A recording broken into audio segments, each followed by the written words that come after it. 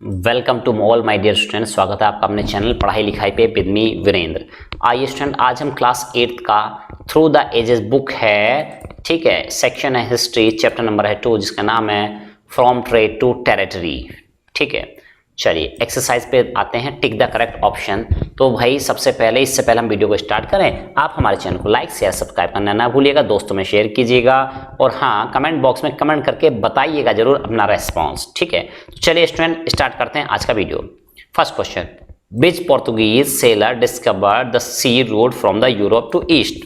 ठीक है, तो कौन सा पोर्तुगीज सेलर था जिसने डिस्कवर किया था समुद्र वाला रास्ता from Europe to East? James First, Robert Clive, Vasco da Gama, Warren Hastings. Right answer है बेटा कौन? Vasco da Gama. Next, the British set up their first factory at. British लोगों ने अपनी सबसे पहली फैक्ट्री कहाँ बनाई थी? सूरत, दिल्ली, बंगाल, बॉम्बे। राइट आंसर बेटा सूरत में। Next, the strongest rival of the English East India Company were. तो सबसे मजबूत विद्रोही जो थे या उनके आपके ये दुश्मन थे या उनको है ना टक्कर लेने वाले जो इंग्लिश लोगों के कौन थे? इंग्लिश लोगों से सबसे ज्यादा टक्कर कौन लिया करते थे? Danish, Dutch, Portuguese, the French. तो राइट आंसर है बेटा the French. Next, Mir Qasim was defeated by whom. Mir Qasim किसके द्वारा हराया गया था? रॉबर्ट क्लाइव के द्वारा, Major Adams, general Hector Munro और मीर जाफर। राइट आंसर बेटा Major Adams. Next, who put an end to the system of dual government. ठीक है, तो यानी कि ड्यूअल गवर्नमेंट का सिस्टम किसने एंड कर दिया था? Major Adam, Warren Hasting, Robert Clive, general Hector Munro. Right answer है Warren Hastings. He introduce the policy of subsidiary alliance. Subsidiary alliance की पॉलिसी कौन लेके आया था? किसने इंट्रोड्यूस की थी? Lord Wellesley, Warren Hastings, major Adams, general Hector Munro. Right answer है बेटा lord Wellesley. Fill in the blanks पे चलते हैं। फिल इन द ब्लैंक्स है the fill in the blanks was signed at the end of the first Anglo Maratha war. Anglo Maratha war जब end हुआ तो क्या चीज साइन की गई थी? तो राइट आंसर है Salbai treaty. Next, lord Dalhousie announced the policy of. Lord Dalhousie ने कौन सी पॉलिसी अनाउंस की थी? फिल इन द ब्लैंक्स में डॉक्ट्रिन ऑफ लैप्स पॉलिसी, जो खतरनाक थी काफी। चलिए, Mysore was an important centre of trade for. Mysore एक इंपॉर्टेंट सेंटर था व्यापार के लिए, किस चीज के? 1 and 2, किन दो चीजों के लिए? राइट है बेटा स्पाइसेस के लिए एंड सैंडलवुड के लिए। Next, the Anglo Nepalese war ended with the signing of in, है ना, फिल इन द ब्लैंक्स है इन 1816। मतलब एंग्लो नेपालीज वार एंड हो गया था, साइन हुई थी, क्या चीज साइन हुई थी? 1816 में। राइट आंसर है treaty of Sugauli. Next, after Tipu Sultan defeat, Tipu Sultan जब हार गए, Mysore was put under the rule of. Mysore पे किसका रूल हो गया था? And a subsidiary alliance was made with them, और उनके साथ एक सब्सिडरी अलायंस की गई। ठीक है, कौन है भाई? ये थे वुड एयर्स। नेक्स्ट, ट्रू फॉल्स क्वेश्चन बच्चों के फेवरेट होते हैं, आइए करते हैं। 5 major wars were fought between the British forces and the Marathas. तो कह रहे हैं कि भाई 5 बड़ी लड़ाइयां लड़ी गई ब्रिटिश के बीच और किसके? मराठा के बीच। क्या ट्रू है? False. Next, the Gorkhas were recruited as general in British army. Gorkhas को क्या कहा था? उनको जनरल्स बनाया जाता था ब्रिटिश आर्मी में। False. The EEIC gain innumerable victories in the Indian subcontinent. तो भाई कह रहे हैं कि EIC ने, ठीक है, क्या क्या गेन इन्यूमरेबल विक्ट्री, बहुत ज्यादा विक्ट्री पाई in the Indian subcontinent, Indian subcontinent में। Yes, it is true. Next, the Pitt's India act of 1784, 1784 का पिट इंडिया एक्ट जो था, centralize the British administration in India. उसने सेंट्रलाइज कर दिया, एकत्रीकरण का काम किया। ठीक है, कहाँ? भारत में। Yes, it's true. The British parliament had no role to play in British rule. British parliament में कोई रोल नहीं रह गया था ब्रिटिश रूल का। मतलब क्या कह रहा? देखो, British parliament had no role, British parliament का कोई रोल नहीं था to play in the British rule. British rule में अंग्रेजों का जो भारत में शासन था उसमें ब्रिटिश पार्लियामेंट का कोई रोल नहीं था। क्या इस बात सही है? फॉल्स। शॉर्ट क्वेश्चन आंसर देखिए। What were the conditions laid by Ali Vardi Khan for the company officer to trade in Bengal. यानी अली वर्दी खान ने क्या कंडीशन रखी थी ब्रिटिश कंपनी के सामने है कि आपको अगर बंगाल में बिजनेस करना है, ट्रेड करना है, तो आपको ये कंडीशंस माननी पड़ेंगी। चलिए ऐसा कुछ था क्या, देखते हैं। Ali Vardi Khan laid down condition for the official to be trade in Bengal. तो ऑफिशियल्स के लिए उन्होंने कंडीशन रखी थी बंगाल में, क्या थी? The company official engage in the private trade must pay duty. तो जो लोग प्राइवेट ट्रेड बिजनेस व्यापार कर रहे हैं उनको ड्यूटी देनी पड़ेगी। ड्यूटी मतलब एक तरह से आप टैक्स समझ लीजिए, क्या समझ लीजिए, टैक्स। और the privilege granted to the company trade shall be completely withdrawn. जितनी भी प्रिविलेज, जितने भी उनके फेवर किए गए थे, ठीक है, trade shall be completely withdrawn, वो सारी क्या होंगी, विथड्रॉन की जाएंगी। कोई फेवर नहीं, जैसे सारे व्यापारी करते हैं आप भी वैसे कीजिए और टैक्स वगैरह भरिए सब। The company shall not extend the fortification around their trading post. Company extend नहीं करेगी, फैलाएगी नहीं, प्रचार प्रसार मतलब और चीजें प्रसार नहीं करेगी, एक्सपेंड नहीं करेगी। किन चीजों को? फोर्टिफिकेशन, किलेबंदी को। किले बना लेते हमने ना, सैनिक रख लेते थे वहां पे, अराउंड देयर ट्रेडिंग पोस्ट, जहां पे उनकी ट्रेडिंग पोस्ट है, जहां से वो बिजनेस कर रहे हैं। What was the major cause of सिराजुद्दौला's defeat at the Battle of Plassey? Battle of Plassey में सिराजुद्दौला के हारने का मेन कारण क्या थे? चलिए, Sirajuddaula on officials, relatives and the bankers called Jagat Seths, ठीक है, were all against him. Sirajuddaula के अपने ऑफिशियल, रिश्तेदार, बैंकर्स, ठीक है, और भाई बैंकर्स है ना, और उसमें भी जगत सेठ, ये सब क्या थे? सब के सब इसके खिलाफ थे। Mir Jafar the commander in chief of his army, Mir Jafar जो कि उनका कमांडर इन चीफ था, wanted to become the nawab, वो खुद नवाब बनना चाहता था himself, and negotiated with Clive, और वो जाके क्लाइव से नेगोशिएट कर लिया, with the help of banker called Amin Chand. किसकी हेल्प से? बैंकर थे, क्या नाम था? अमीन चंद, उनकी मदद से जाके। In order to get rid of Sirajuddaula, ठीक है, Clive sign a treaty with Mir Jafar, ठीक है। तो भाई अंग्रेज तो है ना छुटकारा चाह ही रहे थे सिराजुद्दौला से, ठीक है, तो क्लाइव ने मीर जाफर के साथ एक ट्रीटी साइन कर ली, क्या है ना, Clive promise to make Mir Jafar as the nawab of Bengal. Clive ने ये प्रॉमिस कर दिया कि हम तुम्हें यानी मीर जाफर को बंगाल का नवाब बनाएंगे, in exchange of large concession for the company, और बदले में कंपनी को बहुत सारे कंसेशन मिलेंगे, छूट मिलेंगी, रियायतें मिलेंगी, and fabulous wealth for himself, और अपने लिए बहुत सारी क्या, दौलत। What is dual government? Dual government क्या होती है? What was its effect on Bengal, और इसके क्या इफेक्ट हुए बंगाल पे? चलिए जानते हैं। Dual government refers to a system of governance, ये ऐसा सिस्टम है गवर्नेंस का established by the British East India company, जो कि ब्रिटिश ईस्ट इंडिया कंपनी के द्वारा एस्टेब्लिश किया गया था बंगाल में during the late 18th century, 18वीं शताब्दी के अंतिम समय में। अंडर द ड्यूअल गवर्नमेंट, इसमें क्या होता था, इनके अंडर में system two parallel administration existed side by side, दो पैरेलल एडमिनिस्ट्रेशन हुआ करते थे। जैसे हमारे देश में अभी की बात करें तो सेंट्रल गवर्नमेंट होती है, स्टेट गवर्नमेंट होती है, तो ये ड्यूअल सिस्टम ही है बेटा, ठीक है। The companies rule is economic and administrative matters and the Nawab authority is cultural and judicial affairs. तो इसमें क्या था, कंपनीज रूल, ठीक है, तो कंपनी देखती थी क्या, इकोनॉमिक, पैसे देने की आर्थिक चीजें देखा करती, एंड एडमिनिस्ट्रेटिव मैटर है ना, सुरक्षा के या किस तरह से चीजों को चलाना है वो चीजें देखा करती थी, एंड द नवाब अथॉरिटी, और नवाब के जो अथॉरिटी ऑफिशियल हुआ करते थे वो कल्चर और आपका जुडिशियल चीजों को देखा करते थे, ऐसे मामले अफेयर्स देखा करते थे। The dual government system exacerbated political instability in Bengal, तो ऐसा करने से भाई दो दो राजा, दो दो लोग काम देख रहे हैं, तो इससे बहुत ज्यादा इनस्टेबिलिटी है ना, ये क्या है, आई छिपा हुआ, इनस्टेबिलिटी आ गई बंगाल में। The companies interference in local governance and revenue collection, company interference कर रही थी, इंटरफियर कर रही थी इन लोकल गवर्नेंस में, एंड रेवेन्यू, रेवेन्यू मतलब भाई जो टैक्स वगैरह आया है वो, ठीक है, कलेक्शन में, along with their manipulation of succession in the nawabs court, ठीक है, और अलोंग विद, साथ ही साथ किसके साथ, देयर मैनिपुलेशन, मैनिपुलेशन मतलब मॉडिफाइड करना, अपने अकॉर्डिंग चीजों करना, of section in the nawabs court, ठीक है, fuelled internal conflicts and power struggle, और भाई वहां पे क्या होने लगा, इंटरनल कॉन्फ्लिक्ट्स, आपसी मतभेद, पावर स्ट्रगल, सत्ता में रहने के लिए स्ट्रगल होने लगे, ठीक। दिस इनस्टेबिलिटी क्रिएटेड अपॉर्चुनिटी इस इनस्टेबिलिटी वजह से एक अपॉर्चुनिटी बनी for rivalries among local factions.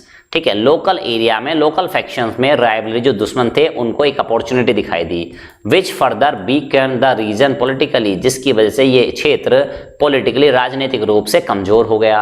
The dual government system face resistance and rebellion from various quarters.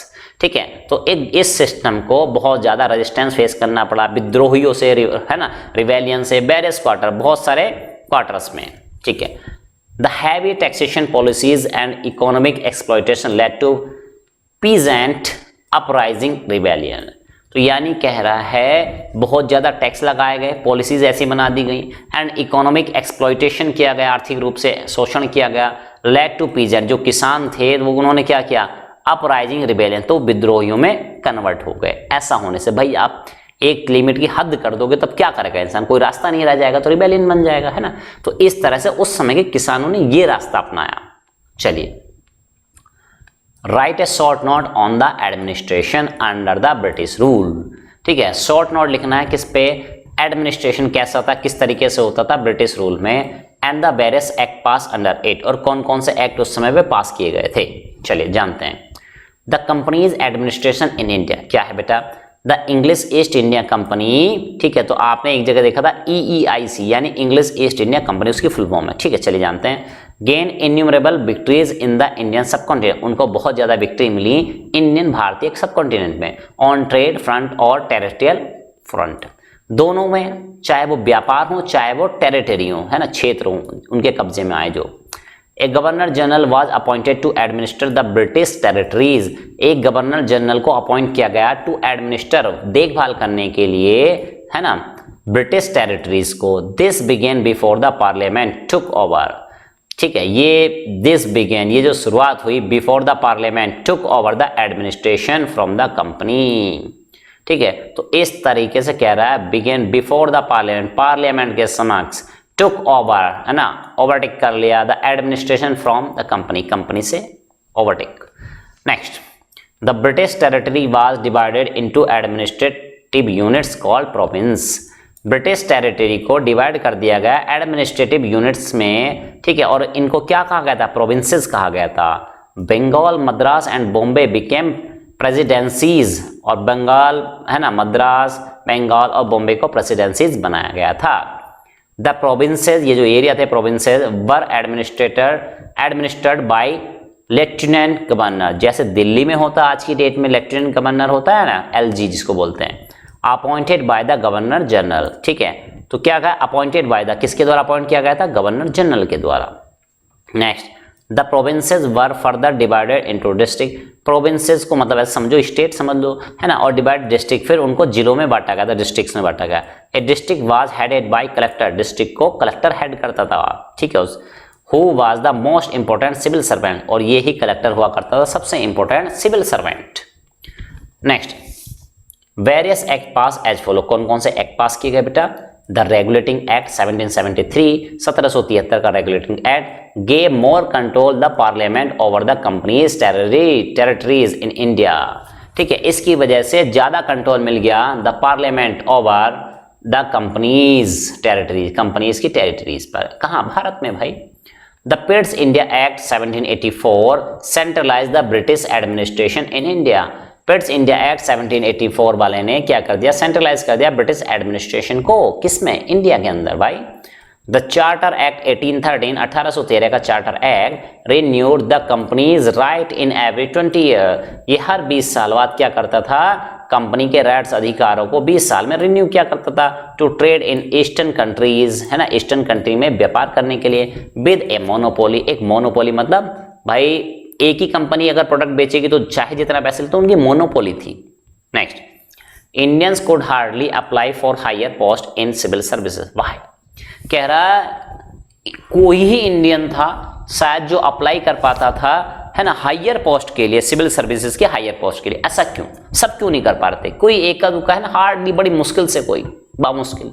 Answer, Indians could not, है ना, could hardly apply for higher post in the civil services because Indians बड़ी मुश्किल से कर पाते थे, कर सकते थे अप्लाई हायर पोस्ट के लिए। क्यों, the higher post were reserved for British, क्योंकि वो रिजर्व थी ब्रिटिश ऑफिशियल्स के लिए। Indian were by recruited under the them at lower post, तो भारतीयों को उनके अंडर में रिक्रूट किया जाता था छोटी मोटी पोस्ट पर, एट लोअर सैलरीज, कम वेतन पर। The British thought that Indian were incapable, British लोगों का मानना था कि भारतीय जो है इनकैपेबल है, इनमें क्षमता नहीं है कुछ करने की, ठीक है, लेकिन वो हमारी क्षमताओं को जानते नहीं थे शायद, है ना। समय था बस एक, achieving the higher post because most of the people are educated, ठीक है, achieving the higher post because, ठीक है, और वो हायर पोस्ट है ना, वो चाहते थे कि भाई incapable achieving the higher post, वो हायर पोस्ट को मतलब कि गेन करने के लिए या आपके अचीव करने के लिए कैपेबल नहीं है, ऐसा उनका मानना था। Most of the people are educated, ठीक है, क्योंकि भाई because most of the people are educated, ठीक है, तो यहाँ पे आप क्या कहेंगे कि भारत में मोस्ट ऑफ द पीपल क्या थे, अनएजुकेटेड लिखेंगे बेटा, ठीक है, क्योंकि भाई ब्रिटिश लोग एजुकेटेड थे, इंडियंस एजुकेटेड उस समय पे ब्रिटिश के कंपैरिजन में कम थे, ठीक है, तो यहाँ पे अनएजुकेटेड कर लेंगे, ठीक है, क्या कर लेंगे, uneducated. The British does not want to work under any Indian who get the high post, British does not want to work, तो ब्रिटिश लोग चाहते नहीं थे कि हम लोग भारतीयों के नीचे काम करते, भाई हमारा राज इन पे चल रहा है और हम इनके नीचे काम करें, है ना, तो ये बड़ी उनको ईगो टाइप की प्रॉब्लम थी। Next, who were the 3 main officers of district, explain their duties, ठीक है, तो भाई कौन मेन ऑफिसर थे डिस्ट्रिक्ट में, उनकी ड्यूटीज भी बताइए, चलिए बताते हैं। The district had 3 main officer, district में 3 मेन ऑफिसर हुआ करते थे।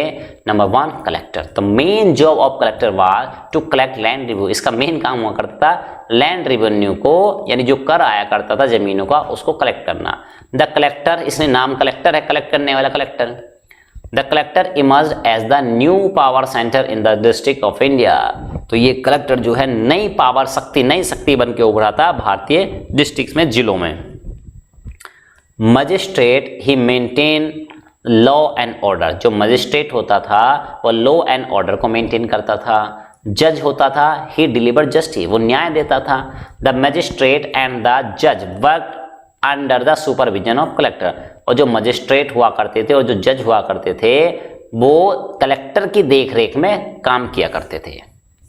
Next, what hierarchy did the British form in judicial system, एक हायरार्की सिस्टम यानी ऊपर कोई होगा नीचे कोई होगा, क्या ना, तो एक hierarchy did the British form, उन्होंने क्या हायरार्की फॉर्म की थी in the judicial system, judicial system में, चले जानते हैं।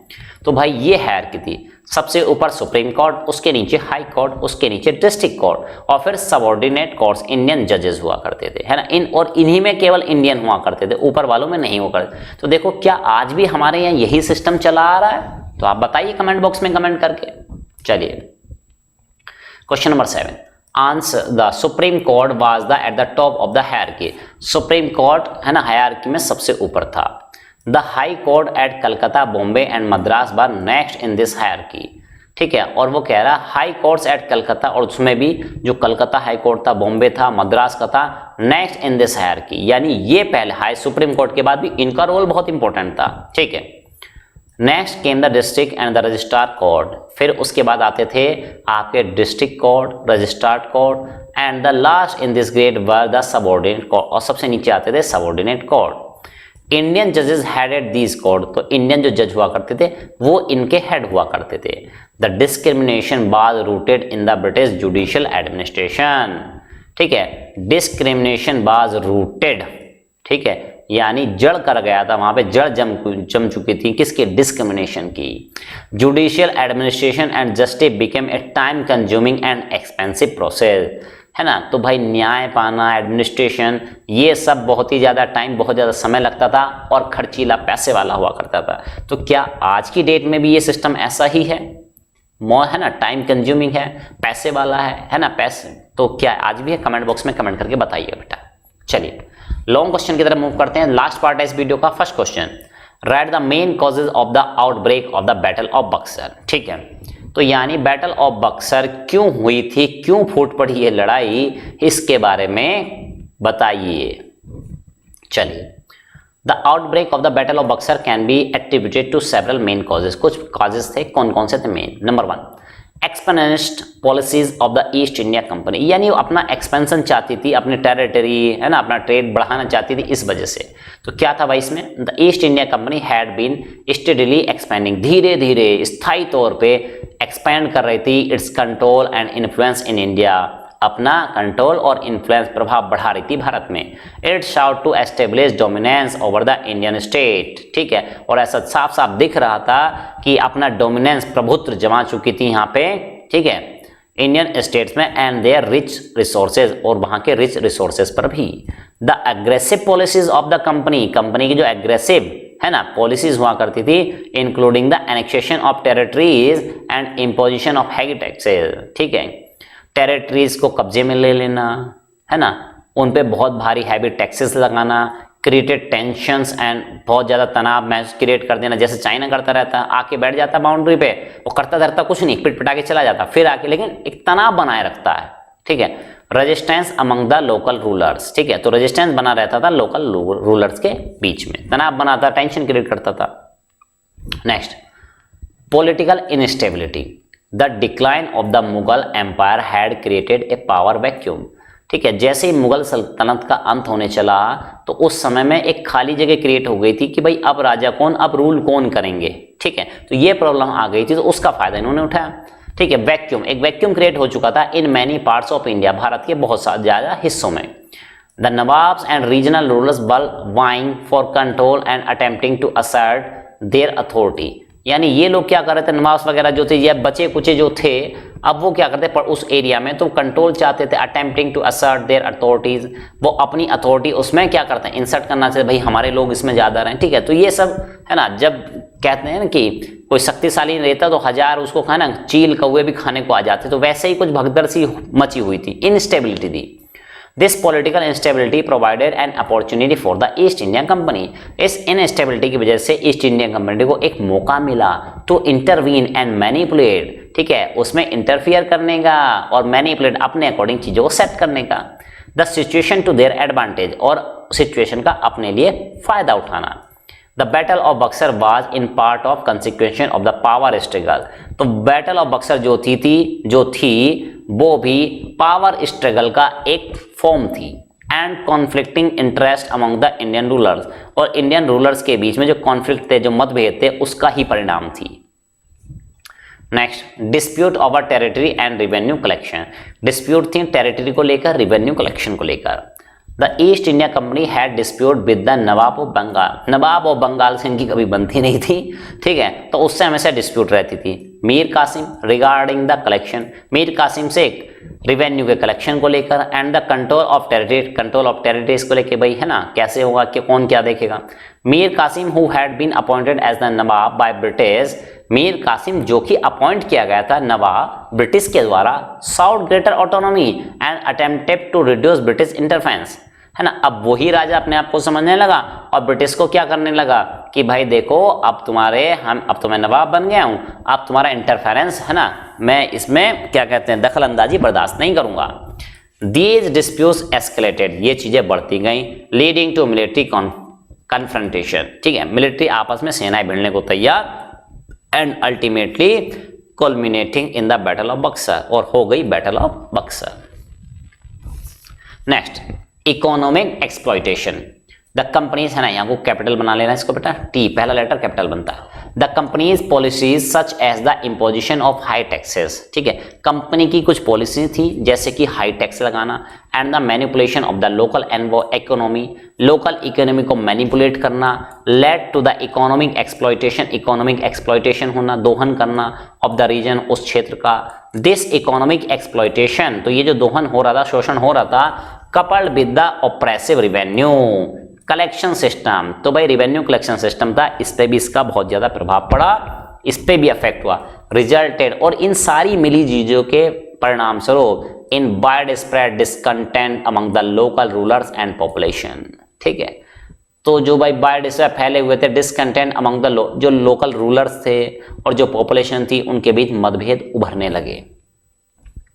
Next question, right the main features of the policy of subsidiary alliance, subsidiary alliance जो थी, ठीक है, उसकी मेन फीचर्स बताइए, क्या क्या पॉइंट्स थे उसमें। चलिए, number 1, the Indian ruler who were invited to accept this alliance, जो लोग इसको अलायंस को फॉलो करेंगे, मान लेंगे, were expected not to fight और keep any contact with any other power without the permission of the British. जो इसको मानेंगे तो वो ब्रिटिश लोगों की परमिशन के बिना किसी राजा से लड़ाई नहीं करेंगे, अपनी सेना में ना कुछ नहीं रखेंगे, ठीक है, ऐसा कुछ नहीं करने वाले हैं। दूसरे राजाओं से आप क्या करेंगे, कॉन्टेक्ट भी नहीं रखेंगे, ब्रिटिश लोग नहीं कहेंगे तो ऐसा था कुछ। टू मेन है ना, तो सेना नहीं रखेंगे ऐसा कहीं नहीं है इसमें, लेकिन वो कह रहे हैं कि दूसरे राजाओं से संबंध नहीं रखेंगे, ठीक है, और लड़ाई है ना, मतलब जो भी वार वगैरह होगा तो वो भी आप बिना परमिशन के नहीं करेंगे, ऐसा था। टू मेंटेन इंटरनल पीस, आंतरिक शांति बनाए रखने के लिए, and order in A subsidiary state and the British would station an army under the control of the British general, ठीक है। तो भाई ये आंतरिक, जैसे हम कहें कि भाई भारत की आंतरिक सुरक्षा के लिए पुलिस होती है, स्टेट पुलिस होती है ना, तो इसी तरह से इन्होंने क्या कि आंतरिक मुद्दे जो भी होंगे, इंटरनल जो भी चीजें होंगी, उसके लिए ब्रिटिश सेना रहेगी, ठीक है, ब्रिटिश जनरल के अंडर रहेगी, लेकिन राजा के क्षेत्र में रहेगी, खाना पीना वो भरेंगे उसका, ठीक है, क्योंकि हम तुम्हारी सुरक्षा कर रहे हैं इसलिए ऐसा। टू मीट इट्स कॉस्ट, तो इसका जो पैसा होगा, कॉस्ट भाई है ना, खर्चा पानी कहां से आएगा उनका। The Indian state either would surrender a portion of its territory to the company और would pay only an annual amount. तो भाई ये जो सैनिक रहेंगे ब्रिटिश लोगों के, इनकी सुरक्षा करने के लिए, ऐसा अंग्रेजों ने बोला था, है ना, सुरक्षा वो करते नहीं थे, पता नहीं कर्ज कुछ और ही रहे थे, ठीक है। तो उन्होंने कहा कि भाई देखो इनका खर्चा पानी उठाओ या तो, ठीक है, या अपनी टेरिटरी का एक हिस्सा कंपनी को दे दो, हम अपना खर्चा पानी निकाल लेंगे खुद से, ठीक है। In return the company would protect all the subsidy state, इसके बदले में कंपनी प्रोटेक्ट करेगी आपके जितने भी सब्सिडी अलायंस हैं, जितने भी स्टेट्स हैं, उनको सुरक्षा करेगी अगेंस्ट एक्सटर्नल इन्वेजन, बाहर से जो भी दुश्मन आएंगे उनसे। For the weaker Indian state, जो कमजोर क्षेत्र हैं, the offer of the subsidy alliance came as a boon, ठीक है, उनके लिए ये सब्सिडी अलायंस एक बून की तरह काम किया। The Indian rulers accepting the subsidy system but to agree the stationing of the British contingent force for the whose maintenance they would pay a subsidy or cede some territory in lieu thereof, है ना, यहाँ पे space है, to the English. अब जिन लोगों ने ये accept कर ली सब्सिडी सिस्टम, ठीक है, वो एग्री हो गए, सहमत हो गए। स्टेशनिंग यानी कुछ लोग रहेंगे ब्रिटिश कंपनी के, कॉन्टिजेंट एक टुकड़ी रहेगी सेना की, फोर्स रहेगी मतलब कॉन्टिजेंट फोर्स रहेगी उनकी, होज मेंटेनेंस जिसका खर्चा पानी खाना पीना दुनिया भर की एक्टिविटी होती है, दे वुड पे, वो राजाओं को देना पड़ेगा सब्सिडी और सीड सम टेरिटरी, या कुछ क्षेत्र दे दें अपना, इन ल्यू देयरफॉर, ऐसा करने के लिए, of the English, to the English, उनको दे दें ब्रिटिश लोगों को।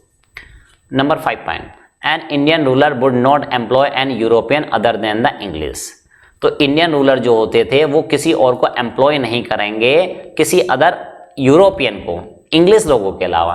And if there was already any, अगर पहले से कोई है, ही वुड डिसमिस देम, तो उनको डिसमिस करके बाहर भगाओ। He would allow a British residence to stay in his state, ठीक है, तो उनको अब राजा को अलाउ करना पड़ेगा ब्रिटिश रेजिडेंस को to stay in his state, ठीक है, कि भाई वो रह सकते हैं वहां पे। In case of any conflict, अगर कोई विवाद होता है विद एनी अदर स्टेट, दूसरे स्टेट से, he would agree to the decision of the English, तो जो लोग ब्रिटिश कहेंगे वही निर्णय मानना पड़ेगा। He would acknowledge the British company as the paramount power, ठीक है, तो इस तरह से एक्नॉलेज यानी उनको मानना पड़ेगा, स्वीकार करना पड़ेगा ब्रिटिश कंपनी को, पैरामाउंट पावर मतलब सुप्रीम पावर, यही सब कुछ है।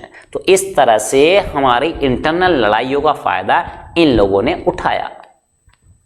Third, describe the major war fought between the British forces and the Maratha, Maratha और ब्रिटिश फोर्सेस के बीच जो मेन लड़ाइयां हुई उनके बारे में बताइए। चलिए, the Anglo Maratha wars were A series of military conflict, है ना, एक दो नहीं हुआ था, पूरी सीरीज थी, ठीक है, मिलिट्री कॉन्फ्लिक्ट की, that took place between the British East India company and the Maratha, जो कि ब्रिटिश ईस्ट इंडिया कंपनी के बीच और मराठा एम्पायर के बीच हुई in India during the late, कब हुई, 18th सेंचुरी के लास्ट में, अर्ली 19th सेंचुरी, 19वीं शताब्दी के स्टार्टिंग में, ये रहा था टाइम पीरियड। तो क्या क्या हुआ भाई उनमें जानते हैं। The first Anglo Maratha war 1775-1782, 1775 से लेकर 1782 के बीच हुआ। Began as a result of territorial dispute between the British and the Maratha, तो सबसे पहला जो युद्ध हुआ था वो टेरिटोरियल डिस्प्यूट, जमीन के विवाद के लिए कि तुम्हारी बाउंड्री यहाँ तक है, हमारी यहाँ तक है ना, उसके लिए हुआ था। The British had established their presence in Bengal, British लोगों ने अपनी क्या प्रेजेंस है ना, एक छाप छोड़ चुके थे, वहां पे मौजूदगी दर्ज करा ली थी बंगाल में, बिहार में, उड़ीसा में, and south to expand further into the Maratha territories, और वो मराठा टेरिटरीज में भी अब एक्सपेंड करने की सोच रहे थे। The war initially show mixed result for both side, starting में जब वार हुआ, लड़ाइयाँ हुई, तो मिला जुला परिणाम आया, यानी कहीं ब्रिटिश लोग ऊपर, कहीं मराठा लोग ऊपर। But ultimately ended in a stalemate with the treaty of Salbai in 1782, और अंत में जाकर ट्रीटी ऑफ सेल्वाई हो गई 1782 1782 में। The treaty recognize the status quo with no significant gains for either party. ठीक है, तो ट्रीटी में क्या हुआ, रिकॉग्नाइज स्टेटस को, यानी स्टेटस को मान लिया गया कि हाँ भाई मराठा कुछ हैं, with no significant gains for either party, और दोनों पार्टी को मतलब ब्रिटिश को और मराठा को बहुत ज्यादा इनसे कुछ हासिल नहीं हुआ। नेक्स्ट द सेकेंड एंग्लो वार, ठीक है, मराठा वार 1803 1805 1803 से 1805 के बीच हुआ। बाद spark by a power struggle within the Maratha empire, और ये स्पार्क हुई, ये भड़की कैसे, मराठा एम्पायर की आंतरिक स्ट्रगल के कारण ऐसा हुआ, आंतरिक दिक्कतें थी उनमें, आपस में कुछ दिक्कतें थी। The British taking advantage of their internal divisions, उनके आंतरिक मतभेदों का, आंतरिक इंटरनल डिवीजन का फायदा उठा रहे थे ब्रिटिश लोग। Intervene military and defeated the Maratha in series of battles, और इसका फायदा उठाते हुए मराठाओं से लड़ाई लड़ी और उनको हरा दिया। ठीक है, मतलब जब मराठा एक साथ थे तो हरा नहीं पाए ब्रिटिश लोग, और जब इनमें आपस में फूट पड़ी तो हरा दिया। ठीक है, और यही पूरे भारत की कहानी थी। ठीक है, चलिए, as a result the treaty of Bassein was sign in 1802, treaty of Bassein sign कर ली गई 1802 में, 1802 में, which effectively made the Marathas a subsidiary ally, और इस तरह से मराठा को सब्सिडरी अलायंस में इन्होंने शामिल करा लिया ऑफ द ब्रिटिश की। However, the Marathas later renounced the treaty, leading to the outbreak of war. ठीक है, अब इन्होंने मराठा ने अल्टीमेटली बाद में जाके इसको रिनाउंस किया कि भाई हम नहीं मानने वाले, leading to the outbreak of war, तो फिर से युद्ध हुआ।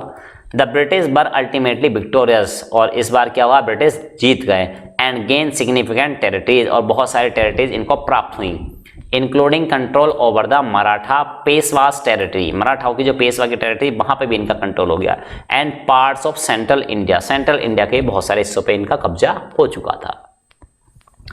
थर्ड एंग्लो इंडिया वार की बात है ना, एंग्लो मराठा वार की बात करते हैं 1817 से 1818 1817 से 1818 तक। The British launch a military campaign against the Maratha, British लोगों ने एक कैंपेन लॉन्च किया मराठा के खिलाफ, and defeated them in several की बैटल्स, और बहुत ही इंपॉर्टेंट बैटल्स में इनको हराया।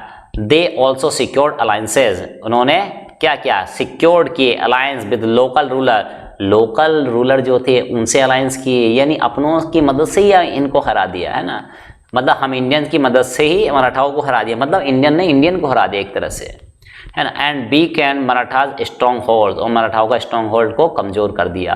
The bar ended with the defeat, और बार खत्म हुआ डिफीट, हार से, ऑफ द मराठाओं की, and the signing of the treaty of Mandsaur, ठीक है, और ट्रीटी साइन हुई मंदसौर की 1818 में।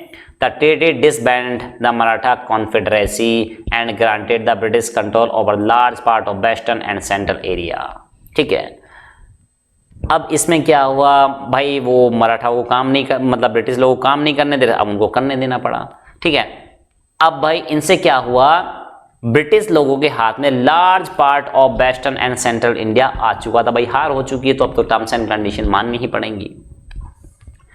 Question number 4, why did the British change the judicial administration of India, what were the change they brought to law, British लोगों ने क्यों चेंज किया भारत का judicial system, what were the changes, वो चेंज क्या थे, they brought to the law, नियम कानून में जो चेंज लाए वो क्या थे, आइए जानते हैं। There was no fix code of law in India before British, भारत में लॉ का, कानून का कोई फिक्स्ड पैमाना नहीं था। ठीक है, Muslim maulvis and Hindu pandit were one consulted to make enter interpretations of traditional laws prevalent in India. ठीक है, तो भाई देखो ऐसा था, ठीक है, जो मुस्लिमों में मौलवी हुआ करते थे, हिंदू में पंडित हुआ करते थे, वर कंसल्टेड, तो उनसे क्या किया गया, कंसल्ट किया गया। ठीक है, तो इसको 1 को यहाँ से हटा देंगे। कंसल्ट किया गया भाई, विचार विमर्श किया गया to make interpretations of traditional law, कि आपके जो ट्रेडिशनल लॉ चल रहे हैं उनका मीनिंग क्या होता है, मतलब किस तरह से। भाई ऐसा होता है ना, जब एक लैंग्वेज से दूसरी लैंग्वेज में है ना, या सामने वाले के रिलीजन को समझने के लिए थोड़ी दिक्कतें होती हैं, तो इंटरप्रेट की जाती हैं पहले चीजें।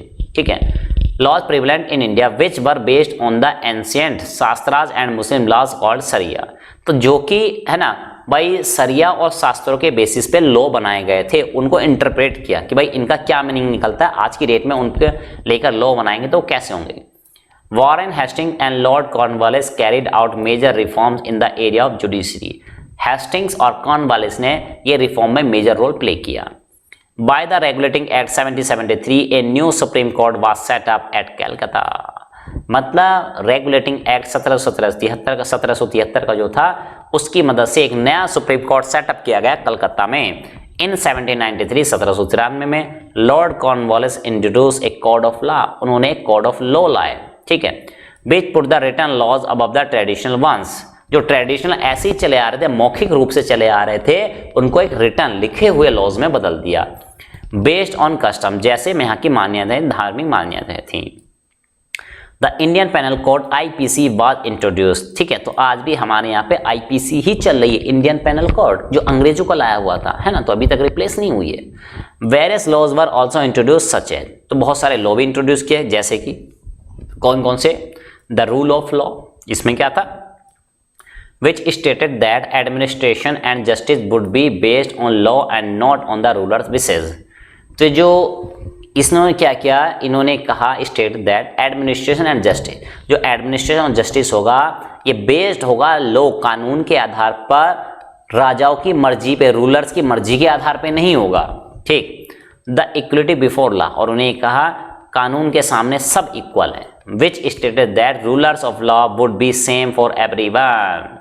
ठीक है, रूल्स ऑफ लॉ सब क्या है, सेम है सभी के लिए। द बेसिस ऑफ इक्वलिटी, क्योंकि सभी को इक्वलिटी मिलनी चाहिए, इर्रेस्पेक्टिव ऑफ कास्ट, क्लास और जेंडर, कोई कास्ट नहीं, कोई क्लास नहीं, कोई जेंडर नहीं, सब इक्वल है लॉ के आगे। ठीक है, तो ये तो बड़ी अच्छी बात थी। चलिए, what reform were brought by the British to improve the military and the police administration of India, explain. ठीक है, तो वो कह रहा है कि भाई क्या रिफॉर्म किए, क्या परिवर्तन किए, ठीक है, ब्रिटिश के द्वारा क्या रिफॉर्म किए गए टू इम्प्रूव, ताकि इम्प्रूव हो सके, सुधर सके मिलिट्री एंड पुलिस एडमिनिस्ट्रेशन को सुधारा जा सके भारत में, एक्सप्लेन। नेक्स्ट देखते हैं, मिलिट्री एडमिनिस्ट्रेशन की बात करें, maintaining an army was of much importance to company. ठीक है, कंपनी के लिए एक मिलिट्री मेंटेन करना बहुत इंपॉर्टेंट काम था, as its growth depended on its superior military strength. ठीक है, क्योंकि उनकी ग्रोथ इसी बात पे डिपेंड करती थी, जितनी स्ट्रॉन्ग मिलिट्री उतनी उनकी growth. General Hastings expanded the army immensely, General Hasting ने एक्सपेंड किया आर्मी को बहुत ज्यादा। The British army was well equipped and modern in warfare. ठीक है, तो ये वेल इक्विप्ड थी, हथियार वगैरह है ना, मॉडर्न टेक्नोलॉजी के थे। It was a well train and discipline force, ये बहुत ट्रेंड और डिसिप्लिन फोर्स थी इनकी उस समय पे। मोस्ट ऑफ द सिपाही यानी कि soldier were recruited from Uttar Pradesh, Bihar, Bengal and Jharkhand, और ज्यादातर जो सैनिक थे उत्तर प्रदेश, बिहार और बंगाल और झारखंड से इसमें रिक्रूट किए गए थे, इनको भर्ती किया गया था। They were also paid regular salary, उनको वेतन दिया जाता था। This was the period when gunpowder and guns started to replace the older arms and ammunition, मतलब ये वही समय था जब गन पाउडर और गन्स स्टार्टेड, ये शुरू हो चुकी थी, टू रिप्लेस, बदल रही थी कि इसको, पुराने आर्म्स वगैरह हथियार जो थे उनको बदल रही थी। The new technology of warfare necessitated change in way the army was maintain और ट्रेंड। ठीक है, तो जो नई तकनीक आ रही थी वारफेयर की, युद्ध की, है ना, युद्ध कला की, नेसेसिटेड, उनको नेसेसरीली चेंज किया गया इन द वे आर्मी, और किस तरह से आर्मी मेंटेन की जाएगी, ट्रेन की जाएगी, इन चीजों में बदलाव हुए। 5. पुलिस एडमिनिस्ट्रेशन की बात करें, Lord Cornwallis created an organised police department to maintain the law and order. Cornwallis ने ऑर्गेनाइज एक पुलिस डिपार्टमेंट बनाया और उसको मेंटेन किया लॉ एंड ऑर्डर बनाए रखने के लिए। ईच डिस्ट्रिक्ट, है ना, स्पेस रहेगा, ईच डिस्ट्रिक्ट हैड ए थाना, हर एक डिस्ट्रिक्ट में थाना हुआ करता था। विच वाज हेडेड बाय ए दरोगा, जो कि दरोगा हेड करता था। द टाउन्स हैड कोतवाल, शहरों में कोतवाल हुआ करते थे। वाइल द विलेज हैड चौकीदार, विलेज में गाँव में चौकीदार हुआ करते थे। The district superintendent of police had at the police administration, ठीक है। तो डिस्ट्रिक्ट सुपरिटेंडेंट हुआ करता था, मतलब कि ऑफ पुलिस यानी कि एसपी जो हुआ करता था, पुलिस एडमिनिस्ट्रेशन देखा करता था, उसका हेड हुआ करता था एट डिस्ट्रिक्ट लेवल पे। चलिए, तो इस तरह से आपने इस चैप्टर का सॉल्यूशन देखा। कैसा लगा आपको सॉल्यूशन? क्या आपके एग्जाम पॉइंट व्यू से हेल्पफुल है? ठीक है। और कौन कौन सी बुक का सॉल्यूशन चाहते हैं, कमेंट बॉक्स आपका ये भर भर के बताइएगा, ठीक है। तो चलिए स्टूडेंट, हम वेट कर रहे हैं और आप भी वेट कीजिए हमारे नेक्स्ट वीडियो का।